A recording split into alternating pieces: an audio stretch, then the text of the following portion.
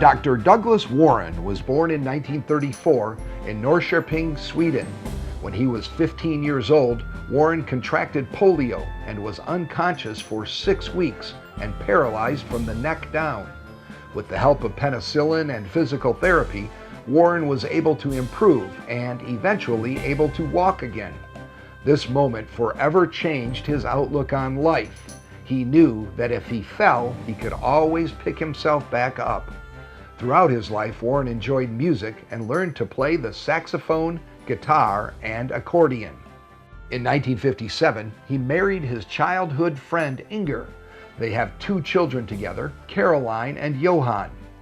With both a grandfather and a father who worked in the paper industry, it shouldn't come as a surprise that Wahren decided to follow a similar path. However, it took him a while to realize his passion. He attended university with the intent to become a mechanical engineer, but he was persuaded to sit in on a class of papermaking. From that moment, he was hooked. He graduated in 1957 from the Royal Institute of Technology and started working as a research assistant in the papermaking department at STFI. It was there that he discovered krill, small fibers in pulp that caused filtration resistance. He named them such because they reminded him of the krill that was eaten by whales. He found that by removing the krill, he was able to create paper that had a higher degree of freeness and also was stronger. Waren's innovations didn't stop there. He kept seeing possibilities and making them a reality. In 1964, he completed his doctorate with a dissertation on 3-dimensional fiber networks and went to Beloit, Wisconsin to work as a visiting scientist for a year. Wahren held many different jobs in his lifetime because he believed that if you couldn't accomplish your task in 5 years, it was time for someone else to have a shot at it.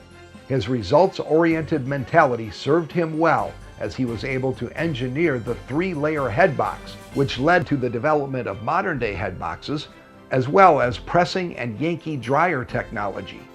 Wahren was invited to join the Institute of Paper Chemistry in Appleton, Wisconsin, where he performed research. It was there that he finalized his work on impulse drying. He saw a need to increase the drying capacity, and impulse drying was the answer. Impulse drying, he reasoned, could speed up the drying process by increasing the rate and using pulses of steam to blow water out of the sheet, rather than just using a longer drying section. When the impulse drying technology was inaugurated by the King of Sweden, Carl VI Gustaf, Wahren was the guest of honor. After leaving the IPC in 1986, Wahren was in the process of finalizing a job in New York when he was offered to work with Stora Teknik in Sweden, which he accepted, working as a vice president and director of research. After leaving Stora, Wahren decided to pursue some ideas he'd been thinking about: a theoretical analysis of optical brightening agents, and a product modeling program for paper development engineers. In 1996, he created the Profit Professor, which was a consulting company. Then in 1998, he was awarded the prestigious Gunnar Nicholson Gold Medal. Up until he passed away on December 27, 2011, Wahren kept himself busy with statistical analysis related to paper consumption, as well as other hobbies of his. He published a total of 3 books, 14 papers, and created 17 patents, both in the United States and internationally. Ideas are just thoughts until you bring them to life. Dr. Douglas Wahren was not just a dreamer, but also a doer. Not only was he able to come up with many innovative ways to increase the speed and lower the cost of papermaking, he also brought those ideas to life.